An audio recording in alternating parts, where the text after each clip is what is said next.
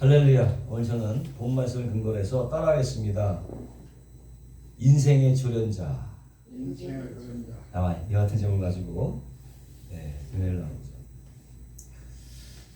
이런 말이 있습니다. 맛있기로는 청어고 많이 먹기로는 명태다. 이런 말이 있죠.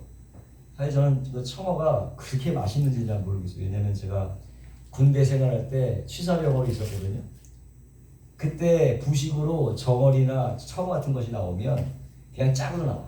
짝으로 이렇게 얼려서 나오는데 그거를 뭐 하나하나씩 깨끗하게 씻어갖고 튀김을 하면 정말 맛있겠죠. 근데 그럴 수가 없는 입장이라 그거를 국을 끓이는데 그 솥에다가 막 스팀으로 막 부를 때 스팀을 막 끓인 다음에 그거를 잘 씻는 것도 아니에요. 근데 물을 찌끓인다고 하지. 그냥 얼음에다가 한 두세 번 이렇게 찌끓이고 도끼 같은 걸로 내든 물을 내. 그리고 끓면은 그냥 거기다가 그냥 쏟아서 국을 만들면 그 국물 맛이 씁쓸해. 그래서 맛있는지 잘 모르겠어요. 하나하나 정성스럽게 먹으면 참 맛있을 고기가 군대에서는 그렇게 조리하는 바람에 참 많이 먹었죠. 저는 청어국 많이 먹었는데 씁쓸하더라고요. 근데 맛있긴 한가 봐요. 또 많이 먹기로는 명태라는 그런 말이 있는데 그만큼 사람들이 명태를 많이 먹는다는 얘기죠. 근데 그 이름도 다양합니다. 뭐 북해에서 났다고 해서 그것을 북어라고 하기도 하고 또 명태를 말리면은 또 건태가 되고 명태가 또 널리면 동태가 되고 명태 새끼를 노가리라고 하고 별명이 명칭이 엄청나게 많아요. 잡는 방법에 따라서 투망으로 잡으니까 망태라고 하고 낚시로 잡으면 소태라고 하고 또 지역 강원도에서 잡히면 강태 뭐 이런 식으로 이름이 엄청나게 많아요. 요리법도 다양하죠. 보면은 뭐 찜하면 북어찜도 있고 또는 뭐 명태전도 있고 북어 내장을 뭐라고 해요? 창난젓에서 하나 북어 내장. 그 다음에 뭐 붕어 알로는 명란젓 뭐 이렇게 하는데 그 중에서도 참 북어국은 참 시원하죠. 술 한잔 드시고 나서 그 다음날 이 북어국을 먹으면 아주 시원합니다. 저도 예전에 경험이 있어서 정말 시원해요. 근데 이 북어를 하기 위해서는 딱딱하니까 말랐으니까는 망치나 몽두에 꼭 두들겨 패야 돼. 그래야 이게 부들부들해지니까. 부들부들해져. 그래서 국을 끓이면 아주 시원하게 된다는 거죠. 푹 찢어갖고는 제맛이 나는 거죠. 하나님도요 이러한 맛을 내기 위해서 이렇게 다루시는 거예요. 저와 여러분을 이렇게 다루시는 거예요. 그야말로 인생에 가마솥에 넣고 보글보글 맛을 낼 때까지 끓이시는 거예요. 그 어떤 사람은 정말 푹 끓어져 갖고 아주 부드러운 그런 맛을 내는 분이 있는가 하면 여전히 그냥 찔긴 채로 있는 분들도 있어요. 그러면 내가 좀 더 끓여줘야 되겠구나 하시고 그 가마솥을 마다하지 마시고 오히려 그 가마솥을 여러분 기쁨으로 받아들이길 바랍니다. 연단하네 어떻게 보가요? 정금같이 나오게 될 줄로 믿습니다. 인생의 조련사, 우리 인생을 다루시는 하나님. 근데 이와 마찬가지로 오늘 본문의 야곱도 하나님이 그의 인생을 조련해 가시는 거예요. 사실상 야곱 그 자체로는 아무 쓸모없는 존재, 아무 쓸모없는 존재예요. 형 속이고 아버지 속이고 천하의 사기꾼이잖아요. 아무 쓸데기도 없는 그런 야곱인데 그런 야곱을 하나님께서 계속 이런 존재로 살아가기를 하나님께서 원치 않으셨다는 것인 거죠. 하나님께서 원치 않으신 거예요. 좀 더 감칠맛 나게 사는 그런 존재가 되기를 하나님은 원하셔서 이제부터 야곱을 만들어가기 시작하는 두 가지 측면을 다스리는데 하나는 순탄한 길을 통해서 야곱을 이끌어 가시고 또 한 번은 아주 거친 상황을 통해서 거친 길을 통해서 또 인도하시는 거예요. 한마디로 야곱을 조련하기 위해서 하나님 뭘 사용하신다? 한 번은 당근을 사용하시고 한 번은 채찍을 사용하시고 두 가지를 다 사용하셔서 야곱의 인생을 조련하십니다. 먼저 오늘 1절에 보니까 야곱이 길을 떠나 이렇게 얘기하고 있어요. 야곱이 길을 떠나. 이 야곱이 길을 떠나. 길을 떠나라는 원래 의미는요. 야곱이 자기의 발을 들었다. 원문에 보면 자기의 발을 들었다. 이런 표현이에요. 길을 떠나. 자기의 발을 들었다. 왜? 왜 들었을까요? 걷기 위해서지. 행군하기 위해서. 어디서 어디까지? 그것도 베델에서 하란까지를 걷는 거예요. 그 키로수가 얼마인지 아세요? 700km야. 여기서 울산까지 한 350km 되는데 왕복거리예요. 차 타고 가면 5-6시간이 걸려요. 90km 달리면. 그 거리를 왕복이야. 얼마나 멀겠어. 왕복 700km야. 그 행군을 하려고 발을 띈 거예요. 보통 별다른 얘기냐 이거지. 저도 군에 있을 때에 행군이라는 걸 해본 적인데 보통 군대에서는 40km 행군을 하게 되는데 처음 자대 배치 받고 갑자기 자고 있는데 고참들이 야 기상해갖고 일어서 완전 무장을 꾸려넣어. 얼토당토하게 꾸렸네. 그러더니 다 일을 한 다음에 완전 무장하고 저벅저벅 걸어가는데 대대가 같이 가는데 몰랐어요. 행군하는지도. 부작게 나가서 다들 걸어가는데 어떻게 가? 머리만 보고 아마 하룻밤을 지내고 그러고 도착을 한 거야. 그 산길. 그러다 보니까 발에 물집도 생기고 밤새도록 그를 했던 경험인데 그게 또 아침날 보니까 고기에도 추석날이야. 야, 부대에 끌어가는데 인근 농가에 있어서요. 흰 연기가 이렇게 나는데 추석 냄새가 네, 그리고 딱 들어가니까 그 입성에서는 군악대들이 막 빵빠레 올려주고 그랬던 기억이 나는데 정말 힘들더라고. 40km 걷는데 하루 왼종일. 그런데 여기 700km를 가는데 그게 쉬운 일이겠어요? 그 먼 길을 가기 위해서 지금 길을 떠나 자신의 발을 들어 올렸다. 그렇게 얘기하고 있는. 그 당시는 교통수단도 별로 없지. 그렇다고 낙타를 타고 갈 입장도 아니지. 별 수 없이 걸어서 그 길을 가는 거예요.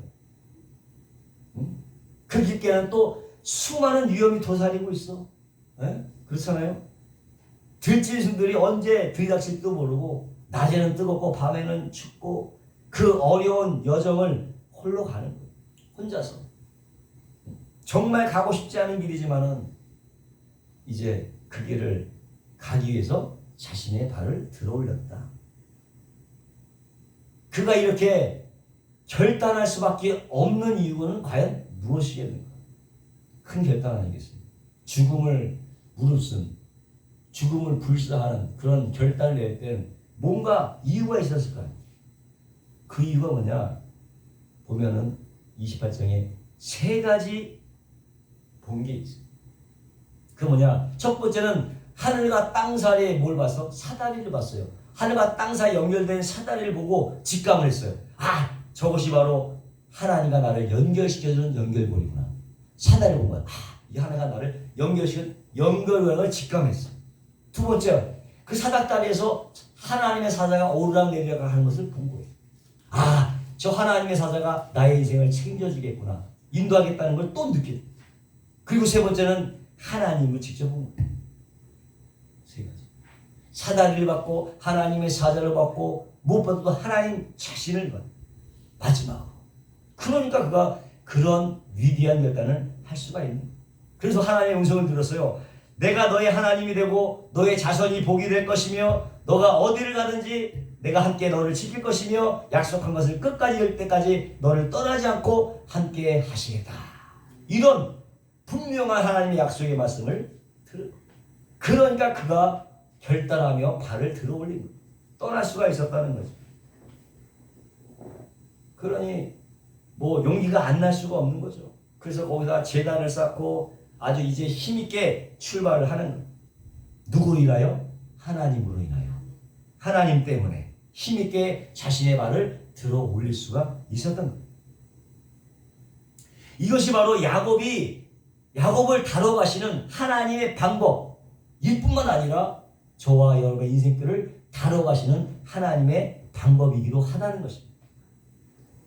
똑같은 야곱을 다루는 방법과 하나님의 인생 가깝기를 다루는 방법은 똑같은 때문에 하나님이야말로 나의 방패가 되시고 나의 요새가 되시고 나의 피할 바위가 되시고 나의 용기의 원천이 되시고 소망이자 참 힘이 되신 다는 것을 여러분 믿으시기를 바랍니다.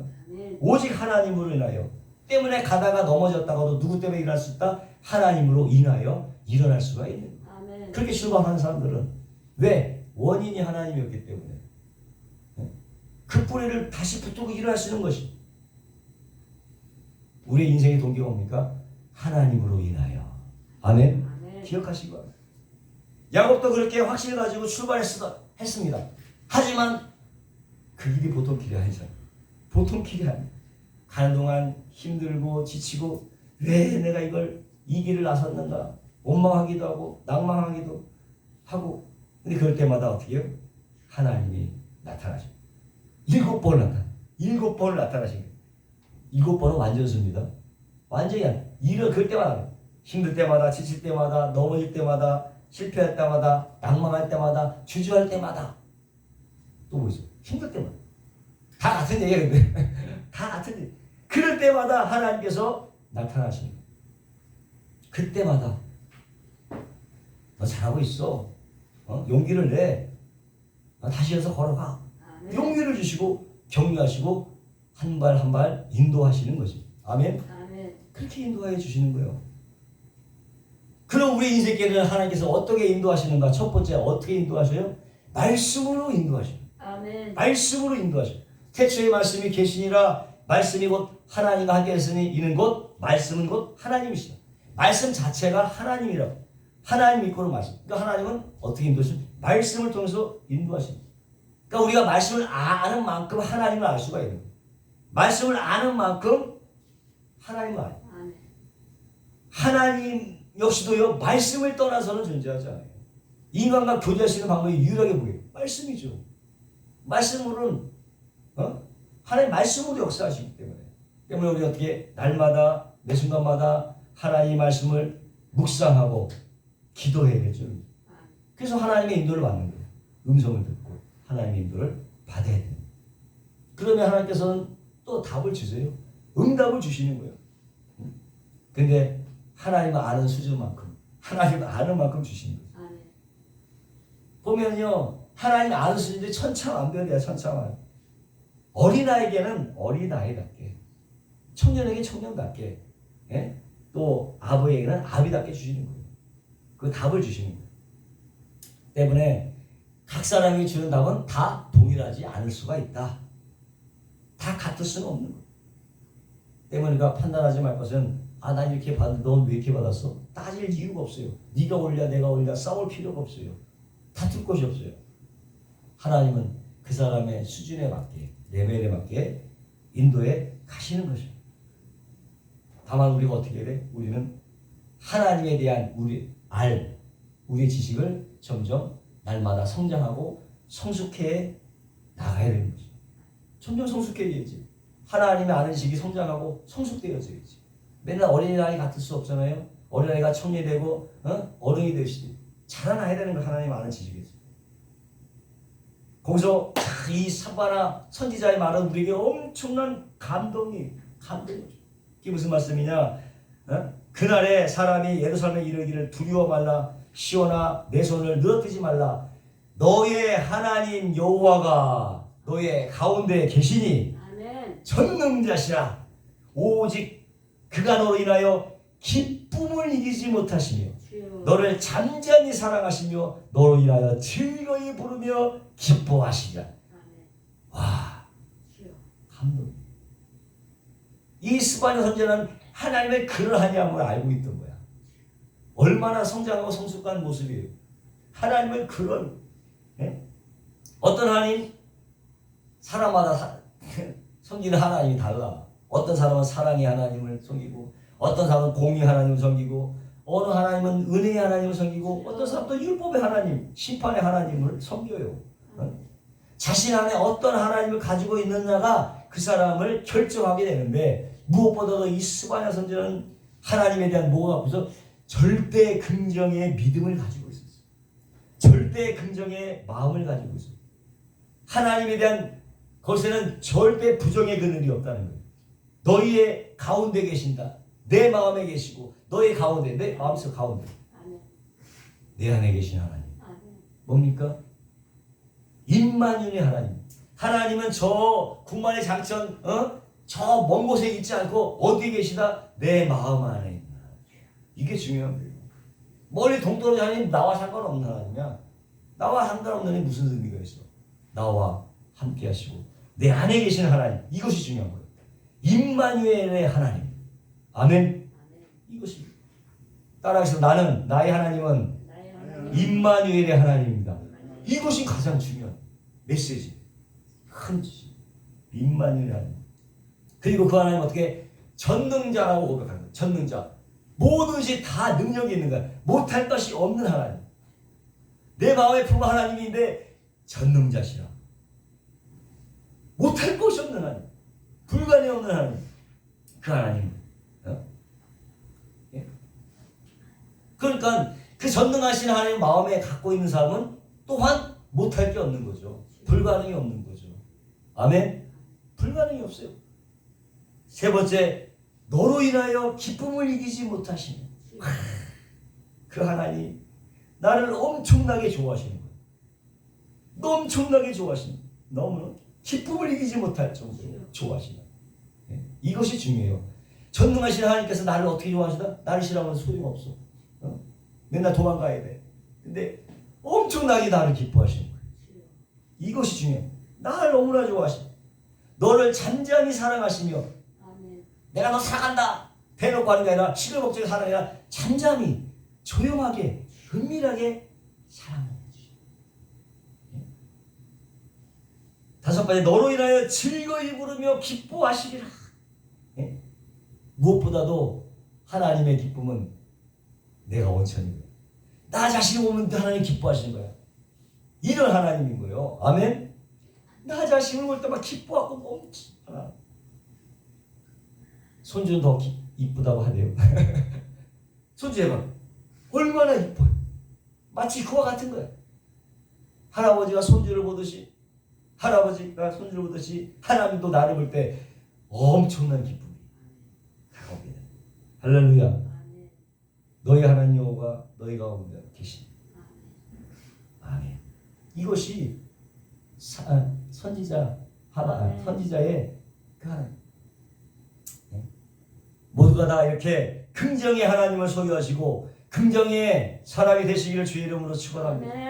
말씀으로 역사하는데 하나님을 아는 만큼 성장하고 하나님을 아는 만큼 성숙해. 여러분, 하나님 아는 지식이 성장 성숙해서 긍정적인 마인드로 하나님께 더욱더 나아가시길 바랍니다. 두 번째로는 하나님은 어떻게 인도를 하시느냐? 환경을 통해서 환경을 만들어 가주시는 거예요. 야곱이 본 것이 있는데 2절 보니까 본즉 들에 우물이 있고 우물을 봤어. 그 다음에 그 곁에 양떼 세 떼가 누웠어. 양떼도 봤어. 그는 또 목자들 3개를 봤어. 우물 앞에 양떼에 물을 먹이리라. 우물을 받고 목자를 받고 양떼들을 봤어요. 그리고 저들에게 다가가 말하는 것입니다. 4절에 야곱이 그들에게 내 형제여 어디서 왔느냐? 그들이 이르되 하란에서 왔노라. 하란 땅에서 온 거야. 양떼를. 또 묻기를 나반을 아냐? 자기 외삼촌이거든. 나반을 아느냐? 지금 그의 딸이 양떼를 몰고 이리로 오고 있노라. 양. 그리고 나서는 잠시 이제 나이를 극적으로 만나게 되죠. 그 허벌판에서 이런 만남이 과연 우연적으로 일어난 일인가? 그냥 어찌어찌해서 일어난 운 좋게 만나게 되었는가? 예? 확률적으로 따지면요, 저기 어디야? 확률적으로 따지면 여기서 나이를 만난다는 것은 쉬운 일이 아니에요. 서울 장안바닥에, 예? 옛날 시골 표현으로 서울 장안바닥에서 허서방을 만나는 거랑 똑같은 거예요. 그만큼 확률적으로 어려운 건데 이것이 아직 순탄하게 이루어졌다. 순탄하게 만들어진 하신 것. 바로 누구 때문에? 하나님의 인도하심이죠. 하나님의 인도하심. 보이진 않지만은 하나님께서 야곱의 발길을 하나하나 인도하셨기에 여기까지 올 수가 있었던 것이고 또 이들을 만날 수가 있게 된 줄로 믿습니다. 하나님께 순탄한 길 통해서 순적한 만남을 주십니다. 사람 남녀가 만났을 때 첫 만남이 중요한 거예요. 첫 만남이 잘 해결된 것은 모든 게 자연스럽게 흘러가는 것은 참 잘 이루어져. 근데 저거 삐걱된다. 그 남녀 관계는 찢어져. 순탄하게 만나. 마찬가지로 하나님께도 순적한 만남을 주셔서 순탄한 길을 통해서 인도하시는 거예요. 그럼 왜 하나님께서 이렇게 애를 쓰십니까? 자신의 약속을 이루시기 위해서죠. 합력하여 선을 이루신 우리가 알거니와 하나님을 사랑하는 자 곧 그 뜻대로 부르심을 입은 자에게 모든 것이 합력하여 선을 이루신. 합력하여 선을 이룬다고 하는 말은 하나님께서 어떻게 하신다? 섭리하신다. 하나님께서 간섭하신다는 거예요. 내 인생에 개입을 하신다는 거예요. 섭리하시는 하나님. 사도 바울의 말인데 지금 바울은요 자신에게 되어진 모든 일들을 바라보면서 이 모든 것이 하나님의 섭리였다. 하나님의 계획이었다. 그렇게 말하고 있는데 바울만 그런 말을 한 것이 아닙니다. 요셉도 그런 말을 했고요. 또 아브라함도 그런 말을 했고요. 이삭도 그런 말을 했고요. 야곱도 지금 그런 얘기를 하고 있습니다. 하나님의 섭리야. 하나님의 간섭이고 하나님의 계획이다. 이 얘기를 하고 있는 거예요. 때문에 모든 인간이 그런 고백을 했다면 우리 모든 인간의 누구의 섭리 안에 있다? 하나님의 섭리 안에 있다는 걸 믿으시기 바랍니다. 아브라함이 그랬죠. 이삭이 그랬죠. 야곱이 그랬죠. 3대가 그랬다면 3대 안에 누가 있어? 온 인류 전체가 다 있는 거예요. 인류 역시 모든 인간 역시 다 어디? 하나님의 섭리 가운데 있다. 아멘. 믿으시기 바랍니다. 그렇다면 하나님께서 어차피 하실 일, 어차피 되어질 일을 굳이 야곱에게 보여줄 이유가 어디? 보여주면서 여태까지 인도에 갈 필요가 뭐가 있어요? 왜 그렇게 하겠어요? 그것은 야곱으로 하여금 자신의 존재가 내가 있다. 존재가 말려주고 또 야곱에게 하나님에 대한 신뢰를 주기 위해서 믿음을 주기 위해서 그래서 자신을 온전히 믿고 따라오기 위해서 그렇게 하나님께서 이러한 길을 인도하십니다. 왜? 릴레이션십 사람 사이의 관계는 중요하잖아요. 사람 사이의 관계는 무척 중요해요. 관계는 뭘로 바탕을 해? 신뢰를 바탕으로 하죠. 신뢰가 깨어지면은 아무것도 할 수가 없는 거예요. 믿지 못하는 거예요. 신뢰감이 바탕이 되는 모든 관계는 완전히 모래성에 불과한 거예요. 흐지부지해진 거예요. 하나님은 이거를 알고 있었기에 야곱과의 뭘 쌓기 위해서? 신뢰를 쌓기 위해서. 신뢰를 쌓기 위해서 이렇게 인도하신 겁니다. 그만큼 하나님도 관계를 중요시하고 신뢰를 중요히 하게 여기십니다. 창세기 29장 9절로 12절에 보니까 야곱이 그들과 말하는 동안에 라헬이 그의 아버지 양과 함께 오니 그가 그들의 양을 치고 있었기 때문이더라. 야곱이 그의 외삼촌 라반의 딸 라헬과 그의 외삼촌의 양을 보고 나아가 우물 아기에서 돌을 옮기고 외삼촌 라반의 양떼에게 물을 먹이고 그가 라헬에게 입 맞추고 소리내어 울며 그에게 자기가 그의 아버지의 생질이요 리브가의 아들됨을 말하였더니 라헬이 달려가서 그의 아버지에게 알리니 자기의 얘기를 라헬을 만나서 다 소상하게 얘기해줬어요. 그 얘기를 듣고 라헬이 급하게 자기 아버지에 가서 알려준 거예요. 그런데 아버지 라반이 어떤 사람이에요? 아버지 라반? 아버지 천하의 사기꾼. 그것도 사기꾼이야. 야곱을 속일 정도로 계략에 뛰어난 사람이었어. 그러니까는 이 외가 쪽이 아주 그냥 그 내력이 있는 사람들이에요. 예? 누이가 저기 엄마 리브가도 속였잖아. 리브가도 자기 남편을 속여갖고 리브가나 이 동산 나반이나 똑같이 그냥 계력에 뛰어난 인물들이에요. 바로 이런 나반에게 하나님께서 누굴 맡겼어요? 야곱을 맡겨서 훈련을 시키는 거죠. 훈련시키는 거예요. 조련을 하시는 거예요. 인생을. 원래 야곱의 의미가 뭐예요? 발목을 잡다요. 왜? 나올 때 형 에서의 발 못 나가게 발 잡고 나왔거든. 그 별명이 야곱이야. 발 뒤꿈치를 잡았다 해갖고 야곱이에요. 근데 그 이름에 걸맞게도 형의 발목을 잡아서 어떻게 태어나서도 형의 장작관을 뺏었죠. 아버지 발목을 잡아서 아버지의 축복과 또한 예수의 축복과 또한 또 뺏었죠. 그런데 이제 어떻게 돼서 전세가 역전돼서 오히려 이제 삼촌 나반에게 그것도 무려 20년 동안. 그런 거 보면 나반이 야곱보다 한 수 위인 거지. 그 계략에 있어서 한 수 위죠. 외삼촌인데 그럼. 외삼촌이니까 훨씬 위였죠. 그럼 야곱이 왜 그런 비밀을 주었을까? 왜 발목을 잡힌 비밀을 허락했을까? 13절에 보니까 라반이 그의 생전 야곱의 소식을 듣고 달려와서 그를 영접하여 안고 입을 맞추며 자기 집으로 인도하여 드리니 야곱이 자기의 모든 일을 라반에게 말하니. 여기서 자기의 모든 일을 라반에게 말하네. 다 알아듣는 거야. 왜 야곱이 자기한테 와서 있을 수밖에 없는 이유를 소상해. 라반이 이르되 너는 참 내 혈육이로다 하였더라. 야곱이 한 달을 그와 함께 거주하더니. 첫 만남을 통해서 벌써 이게 잡혀버린 거야. 한마디로 약점 잡힌 거야. 야곱의 약점을 라반이 알고 있었던 거야. 네? 야곱이 자기의 모든 일을 라반에게 말하네. 무슨 말을 했겠어요? 자기가 했던 모든 일들, 아버지 속이고 형 속이고 이렇게 쫓겨난 신세가 되었다는 것, 또 아내를 얻기 위해서 내가 이곳에 왔다고 이런 얘기까지 다 했을 거라고. 듣고 보니 야, 얘는 이제 집에 못 들어가겠구나. 응? 쫓겨난 신세니까 당장은 못 들어가겠구나 하고 한 달을 탐색전을 벌였어. 이건 쓸만한 놈인가 아닌가를 탐색하려고. 그리고 나서 딱 하고 보니까 그리고 나서 보니까 꽤 쓸만하거든요. 15절에 라반이 야곱에게 이르되 내가 비록 내 생지나 어찌 그저 내 일을 하겠느냐. 내 품삯을 어떻게 할지를 내게 말하라. 딱 눈치를 보니까 일을 좀 쓸만한데 눈치를 보니까 이 둘째 딸 라헬을 좋아하는 거예요. 그래서 이렇게 말하는 거죠. 내 품삯을 어떻게 할지 내게 말하라. 얼마나 고맙어요. 아무것도 가진 게 없는데. 그때 다시 결혼하려면 지창경 문제인데 쥐뿔 아무것도 없어. 근데 오히려 삼촌이 얘기한 거예요. 내 품삯을 정해라. 오히려 야곱에게 감사한 일이죠. 아무것도 없는 무일푼에 요것만 일을 하면 아내를 얻을 수 있으니까. 감사했지. 그런데 이것이 누구의 계획이었다? 라반의 치밀한 계획이었죠.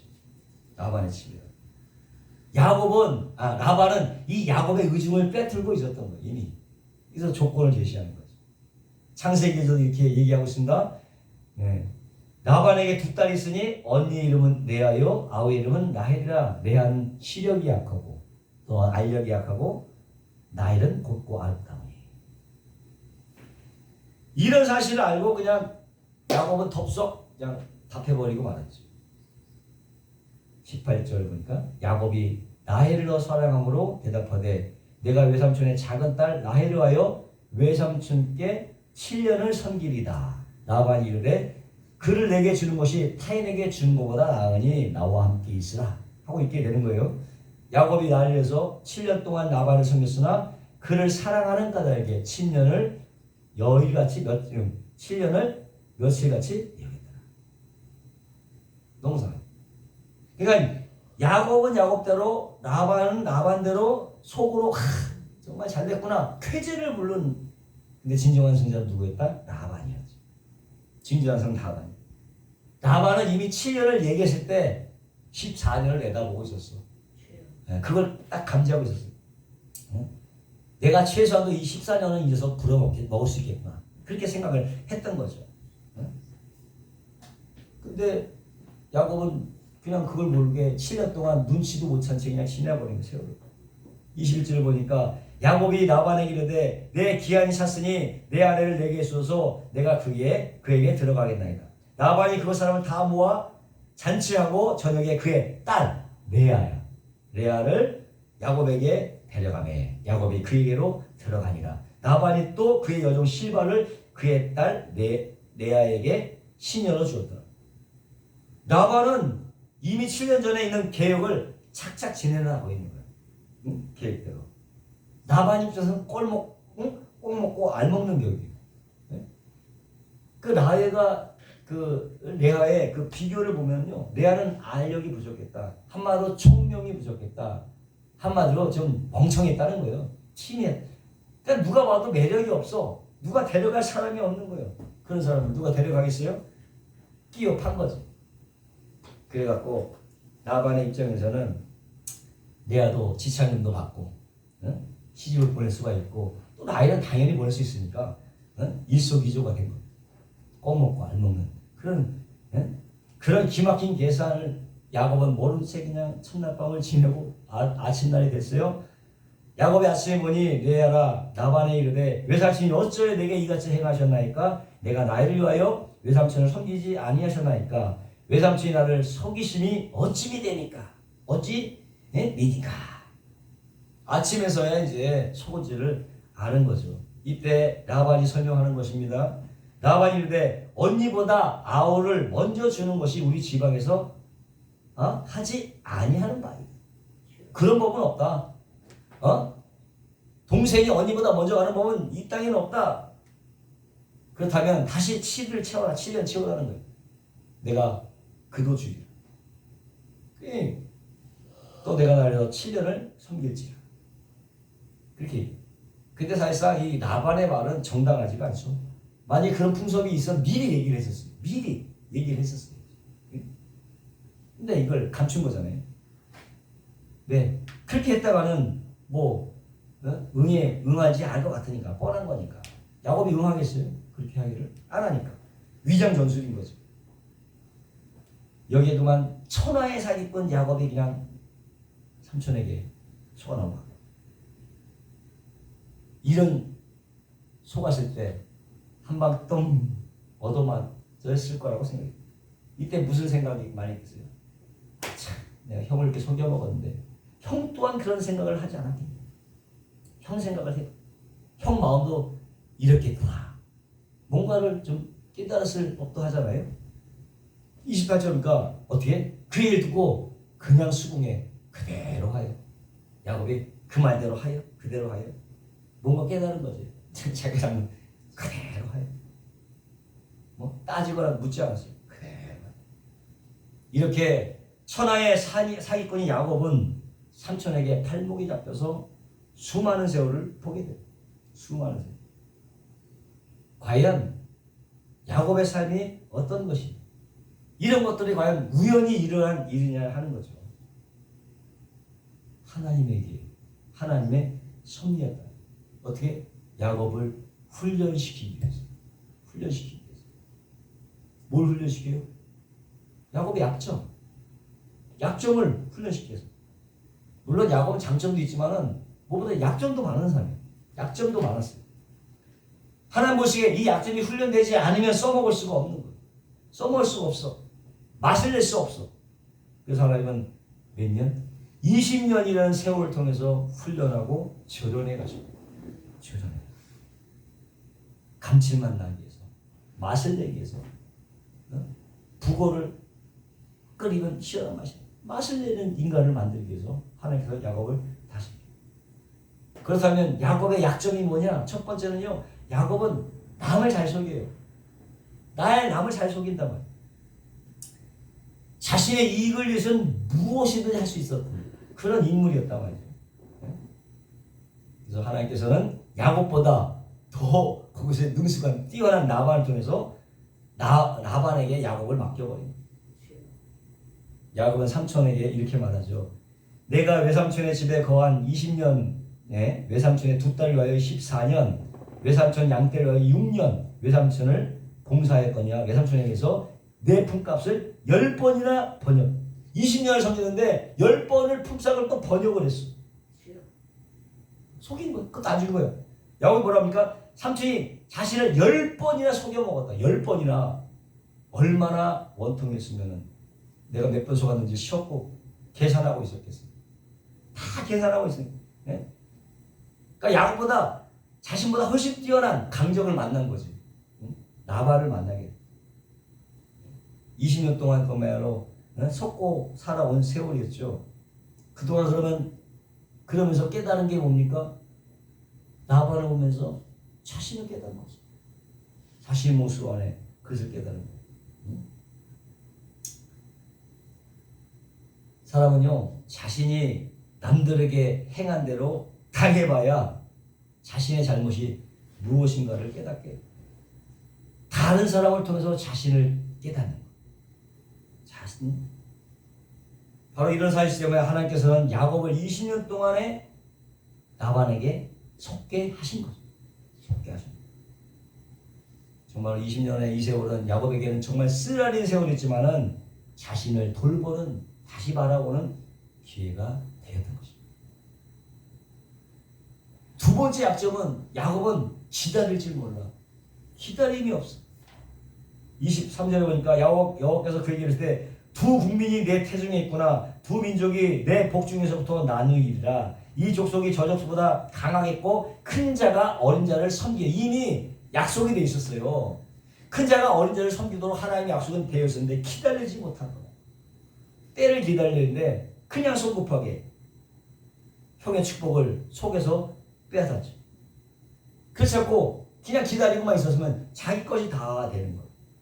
그런데 어떻게 그들은 기다리지 못했어요. 성큼성큼 자기 멋대로 일을 처리해버리고 말았죠. 하나님 이렇게 기다리지 못하는 야곱을 어떻게 해요? 20년간의 세월 보내게 하면서 기다리게 인내심을 기르고 나해를 기다리기 위해서 7년을 보여했고 또 속아서 또 7년을 기다려야 했고 이제 채무자로서 7년 더 기다려. 이제 자신의 것을 만들기 위해서 6년을 더 기다려. 20년 동안 기다리는 거예요. 이렇게 하나님은 기다리지 못하는 야곱을 훈련하기 위해서 20년 동안 라반의 손에 맡긴 것입니다. 맡긴 것입니다. 어떻게 보면 야곱의 인생 가운데 자신은 20년은 정말 쓸데없는 시간이었거나 낭비한 세월로 보일 수 있지만은 하나님 입장에서는 그게 아니죠. 하나님 입장에서는 꼭 필요한 시간이 됐어요. 그러나 이거는 야곱의 문제뿐만 아니라 모세도 그랬어요. 40년 동안 광야 생활이죠. 다윗도 도망자로서 굴에 들어가기도 하고 이방에 떠돌아다녀야 했어요. 그런 신세를 놓습니다. 바울 역시도 아라비아 사막에서 사역하기 전에 3년 동안 또 있었죠. 이런 과정을 통해서 뭐가 돼? 사람이 진국이 된다고 하죠. 진국이 돼. 만약에 모세나 다윗이나 바울에게 이러한 광야가 없었다면 그들은 진국이 될 수 없었다. 진정한 국이 됐을 거예요. 이처럼 하나님께서는 우리 인생 가운데 광야를 만들어 놓으세요. 그것은 뭐냐? 사람을 만내고 만드시는 그 과정. 사람마다 이 광야를 만들어 놓고 맛을 내시는. 아멘. 아무리 질기고 맛이 없는 것이라 할지라도 하나님의 손에 붙들리게 되면 다듬어지기 시작하면 맛을 내기 시작합니다. 아멘. 네. 이런 것들은 오늘 우리도 마찬가지예요. 우리도 이 인생은 광야라고 얘기하잖아요. 이 광야의 생활을 지나가고 있는 이 시점에 하나님을 어떻게 한다? 다듬으시는 시간이다. 하나님의 사람으로 다듬어가는 시간이다.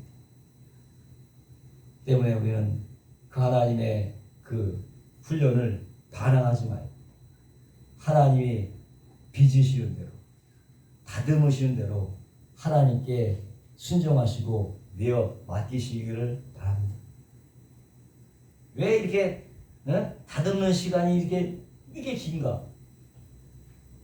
그러지 말고 내가 내 자아가 큰 만큼 강하구나. 그렇게 생각하시면 되는 거예요. 그래야 시간이 빨리 단축이 되고 완성이 될 날이 다가오게 될 줄로 믿습니다. 오늘 말씀의 결론 이 말씀으로 맺겠습니다. 내 형제들아 너희가 여러 가지 시험을 만나거든 온전히 기쁘게 여기라. 이는 너희의 믿음의 시련이 인내를 만들어낸 줄을 너희가 알미라. 인내를 온전히 이루라. 이는 너희로 온전하고 구비하여 조금도 부족함이 없게 하려 함이니라. 아멘. 기도하겠습니다. 우리의 인생을 전환하시는 하나님, 우리가 하나님 아버지여 이 광야의 생활을 통할 때에 원망불평하지 않고 정말로 우리의 이 믿음의 시련이 인내를 만들어내는 것을 우리가 알므로 그 인내를 온전히 이뤄서 하나님 보시기에 온전하고 흠이 없고 조금도 부족하는 우리 모두가 되도록 인도하여 주시옵소서. 감사하며 예수님의 이름으로 기도하옵나이다. 아멘.